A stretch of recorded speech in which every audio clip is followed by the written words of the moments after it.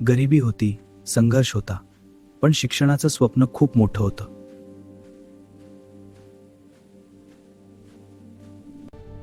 त्या काळात दलित मुलासाठी शाळेत जाणं सुद्धा मोठं धाडस होतं.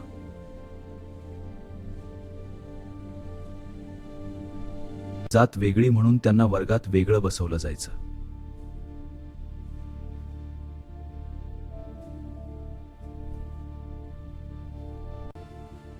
थांब, हा पाण्याचा घडा तुमच्यासाठी नाही. शाळेत त्यांना पाणी पिण्याचाही अधिकार नव्हता. पण अपमानापेक्षा शिक्षणाची भूक त्यांच्या मनात जास्त होती.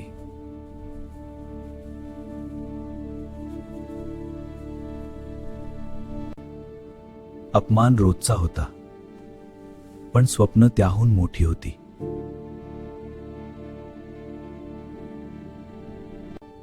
रात्र गडद होत होती आणि अभ्यास अधिक गहिरा होत होता.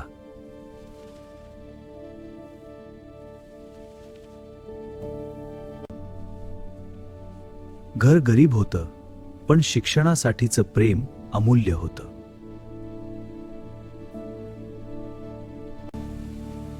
वादळ बाहेर होतं, पण आत एक क्रांती जन्म घेत होती.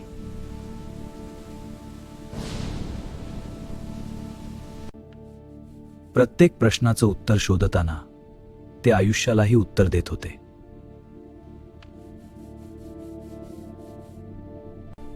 ज्ञान मिळवण्यासाठी त्यांनी प्रत्येक कठीण रस्ता पार केला.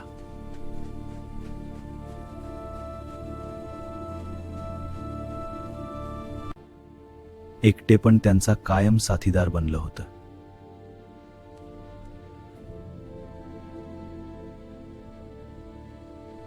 आंबेडकर, या समीकरणाचे उत्तर सांगा. सर, उत्तर x बरोबर 5 आहे. सर, कसे काढलेस?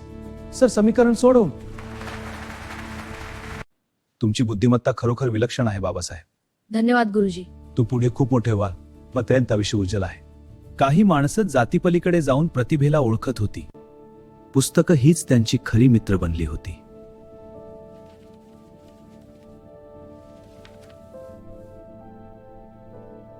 आणि अखेर तो दिवस आला, मॅट्रिक परीक्षेचा.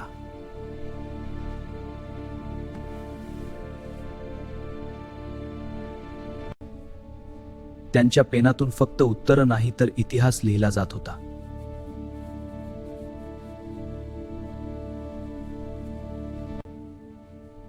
संघर्षांनी त्यांना आतून खूप मजबूत बनवलं होतं.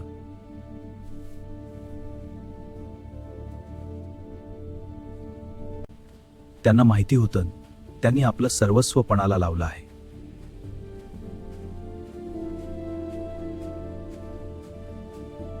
आता आयुष्य बदलणारा क्षण जवळ आला होता.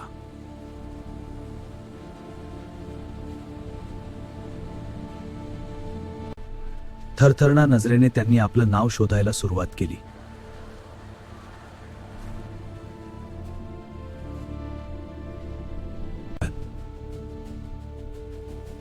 आणि त्या क्षणी इतिहास घडला.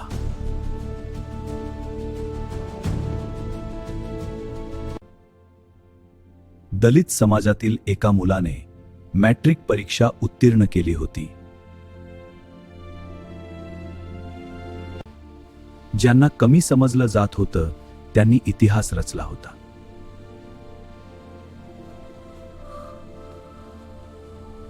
हा फक्त निकाल नव्हता, हा सामाजिक क्रांतीचा पहिला विजय होता.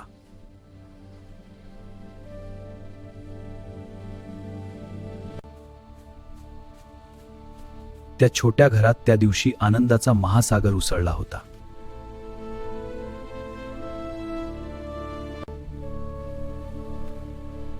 काय सुद्धा बघा मुलांनो. पहा, अहो माझ्या बाल वादमाला, धन्यवाद अभिमानन. अभिनंदन भीमराव, तू खरंच आमचा अभिमान आहेस. दिगा बाबांगाय. पहिल्यांदाच अनेकांना वाटलं शिक्षणाने आयुष्य बदलू शकतं. त्यांच्या स्वप्नांची उंची आता आणखी वाढत होती.